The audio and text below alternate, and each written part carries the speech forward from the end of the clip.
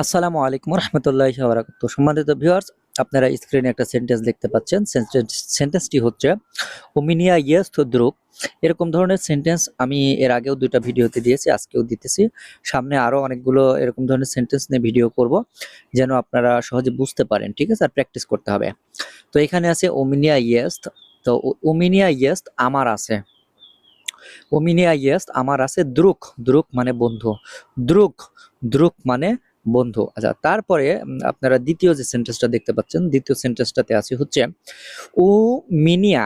ওমিনিয়া মানে আমার, নিয়ত দ্রুগা।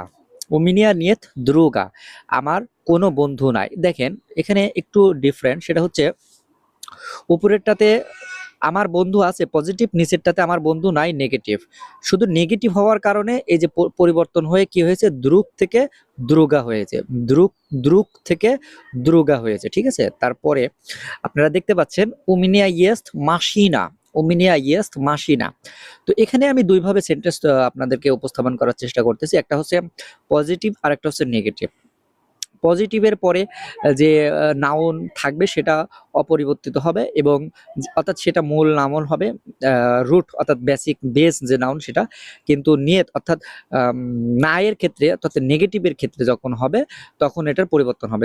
দেখেন আপনারা দেখতে পাচ্ছেন নেগেটিভের ক্ষেত্রে ওমিনিয়া নিয়ত মাসি নিয়ে, ওমিনিয়া নিয়ত মাসি নিয়ে, আর ওমিনিয়া ইয়েস মাসি না।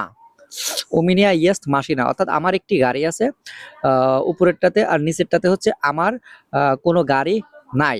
তো নেগেটিভের ক্ষেত্রে সবসময় পরিবর্তন হবে। এটা কিন্তু খুব মূল্যবান একটা রুল, আপনারা সবাই মনে রাখার চেষ্টা করবেন। ঠিক আছে? তো এখানে আপনারা দেখেন নিচে দেওয়া আছে কি মাসি না থেকে মাসি নি হয়েছে। ঠিক আছে?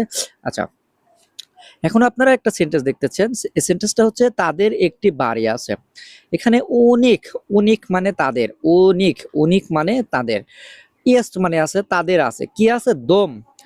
অনেক ইয়েস্ট দম, তাদের একটি বাড়ি আছে। এখন প্রশ্ন আসতে পারে যে এখানে তো একটি যে বাংলা শব্দ এটার তো কোনো রাশিয়ান নাই, এখানে দম হচ্ছে সিনগুলার, যেহেতু সিনগুলার এর জন্য এটা একটি বোঝায়। আচ্ছা, তারপরে দেখা যাচ্ছে দেখেন উনিক নিয়ত দোমা, তাদের কোনো বাড়ি নেই, তাদের কোনো বাড়ি নেই। এখানে দেখেন নিয়তের পরে দোমা শব্দটা ব্যবহৃত হয়েছে, দোমা, এটা এটা হচ্ছে প্লুরালের ক্ষেত্রে চলে যায়, এর জন্য তাদের কোনো বাড়িই নাই, তাদের কোনো বাড়িই নাই বা কোনো বাড়িই নেই। তো উনিক মানে তাদের, নিয়ত মানে নাই বা নেই, দোমা, দোমা মানে বাড়ি। এটার পরিবর্তিত শব্দ যেটা সেটা হচ্ছে দোম। দোম হচ্ছে মূল শব্দ, আর মূল শব্দ থেকে পরিবর্তিত হয়ে হয়েছে কি দোমা।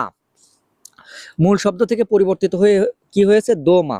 কি হয়েছে, উনিক নিয়ত দোমা, তাদের কোনো বাড়ি নেই। উনিক নিয়ত দোমা, তাদের কোনো বাড়ি নেই। ঠিক আছে? তো আজকের মতো ভিডিও এই পর্যন্তই। আপনারা যদি আমার চ্যানেল থেকে ভিডিও দেখে ভালো লাগে, উপকৃত হয়, অবশ্যই চ্যানেলটিকে সাবস্ক্রাইব এবং লাইক দিয়ে পাশে থাকবেন। সবাই ভালো থাকবেন, সুস্থ থাকবেন। আল্লাহ হাফেজ। আসসালামু আলাইকুম রহমতুল্লাহি বারাকাতুহু।